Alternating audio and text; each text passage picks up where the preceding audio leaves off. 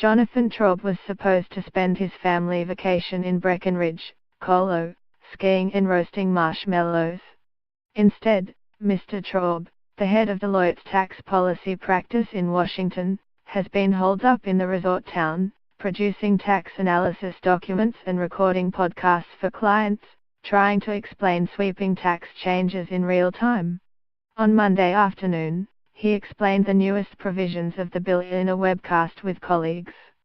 Then he hit the slopes. "I snuck out with my wife to do some runs on the mountain, Mr. Traub said after an hour and a half. "I came back to 35 emails in my inbox."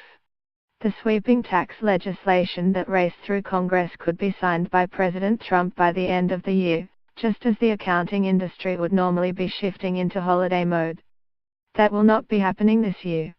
The writing, rewriting and rewriting of the tax code has sent tax professionals into a frantic hyperdrive. Late nights spent scrutinizing the new rules in the office have fueled Uber Eats and other food delivery services. Christmas shopping? Forget about it. Long scheduled holiday trips are being delayed or interrupted.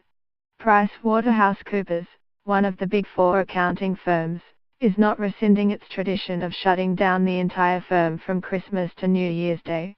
But that's basically a technicality.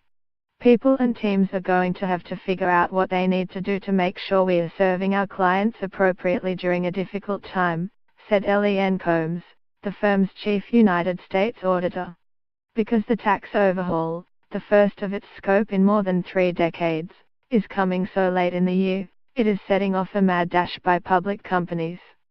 They are required to report the effects of the new law in their financial statements to shareholders in the same quarter that the law becomes enacted, even if the measures themselves go into effect later. Finishing the necessary analysis on time will be tough. Companies whose fiscal year closes on December 31 or January 31, as is the case for many retailers, will have just a few weeks to produce quarterly and annual financial statements for investors that reflect the new tax system. Expect turbulence. Maybe 50% of our clients were following the debate and knew it was headed this way, but I have been surprised by the numbers of clients who, by their own admissions, didn't think this would happen, said Kate Barton, the Vice Chairwoman of Tax Services for the Americas at Ernst & Young. Maybe 30 to 40% of the heads of tax at corporate clients are scrambling to model out the new law and its impact on their businesses. A recent Ernst & Young webcast about tax changes for wealthy clients drew 4,671 people. One this week for corporate clients drew more than 12,000 participants, Ms. Barton said. All this is a headache, possibly a migraine, for many companies and individuals. For many tax professionals, it's thrilling.